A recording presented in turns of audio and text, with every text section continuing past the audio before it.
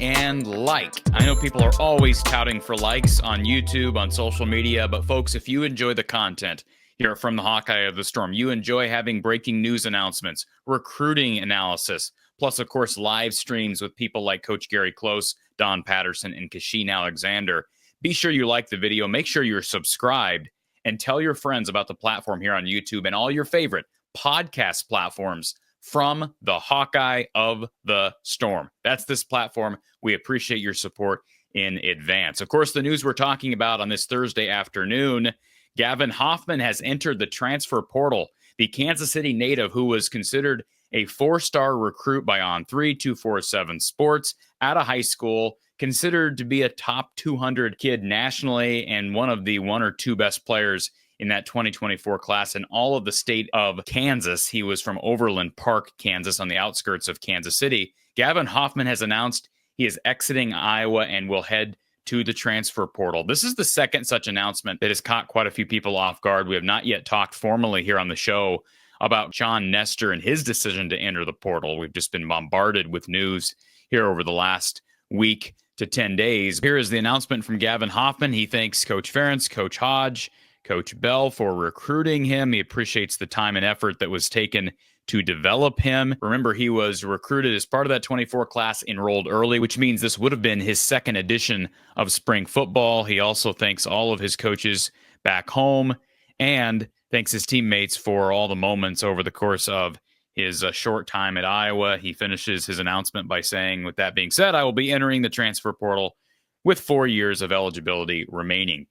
Wow, this took a lot of people off guard. He was a kid that a lot of people thought was the future of that tight end room. I remember when he initially committed to Iowa and eventually signed with the Hawks, I remember thinking, hey, this kid could be the next Noah Fant type or even Eric All. I talked in my video. If you missed that, I'll throw it up here in the corner if you care to watch that, I guess, here in hindsight with him exiting from the program. But I talked about how smooth he was in and out of breaks. He's got really soft hands. Got good size at 6'5". I think he came in at about 220. But Iowa's done a pretty good job on the recruiting trail with tight ends. I don't have insight into why he's deciding to make this announcement now. John Nestor decided to do the same thing. These kids cannot be formally contacted until the transfer portal window opens and they officially enter their names, which tells me there's something else going on unless they just don't want to risk injury at Iowa. But I just don't know what that does for you. Unless there's some other falling out, there's other stuff we're not aware of. Why just quit on spring ball before it even begins, really, and say, I'm not playing until I get recruited? Because you can't get recruited until after spring ball. So unless Gavin Hoffman just saw the writing on the wall and said, hey, these kids coming in are better than me, I can't imagine that, because Iowa's got several tight ends, but they're not here yet. Mason Woods, Eli Johnson, and Thomas Meyer, the four-star up in Clear Lake. I don't believe any one of those three are on campus yet. I don't think any of them enrolled early. So it's basically that tight end room is Addison Ostringa. They're void of Luke Lachey, who's headed to the NFL draft. Michael Burt. You've got Hayden Large, who's played a lot of fullback, but is considered to be a tight end at Iowa. Walk-on DJ Voname from Breda, Iowa, and Zach Ortworth from St. Louis, who would have been ahead of Hoffman on the depth chart, but that's basically it. Grant Leeper was another kid. He gray-shirted initially, came to Iowa, and ended up transferring to Miami, Ohio. That's two guys now that I was pretty high on in the tight end room that have left before they really got much of an opportunity to see the field. And maybe it's the chicken the egg type thing. They're leaving because they're not seeing the field, but they're also not going to see the field because they're choosing to leave, right? So I'm disappointed in this decision, but I also like the other guys they have on the roster. I do like Ortworth. I like Michael Burt a lot. I like Thomas Meyer. And by the way, Thomas Meyer, if you look at the rankings, is considered to be ranked right around where Gavin Hoffman was out of high school. Meyer might be considered even a slightly better prospect. He was the top prospect in the state of Iowa for 2025, but he's young. He is big for a kid who's coming out of high school. Last check, he's like 6'5", 220, I believe, which is about what Hoffman was, I guess, coming out of high school. But, hey, they've got some good prospects still there on the roster and some good ones coming in. But this one did surprise me.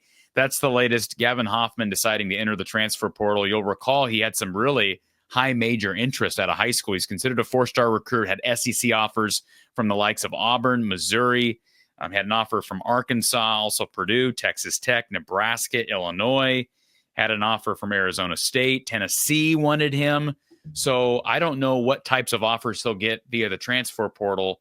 And I'm hesitant to assume that a kid that couldn't break through during the first year or two at Iowa won't get picked up by a high major program somewhere else, because I've been bit before on that notion at jumping to conclusion. Because don't forget about Jacob Bostic, the Illinois native who came to Iowa, never really saw the field, and then is getting offers from Iowa State and Texas A&M, eventually transferred to A&M, hasn't done anything for the Aggies. But it makes me kind of second guess, like production might not mean as much as it used to, because guys are always jumping around in the portal. So what's the difference between recruiting a high school kid that you like and recruiting a kid like Hoffman who's been on campus 1 year and hasn't played? You still like what he's got. He's got 4 years of eligibility in front of him because last year was a redshirt. So maybe he'll end up somewhere high major. Maybe he'll go to the SEC like Jacob Bostic did.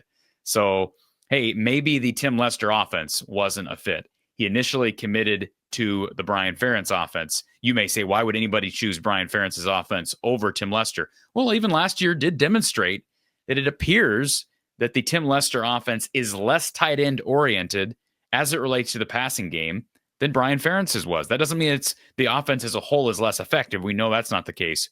But for tight ends, I mean, Iowa's been tight end you. I'm not saying that's going to change.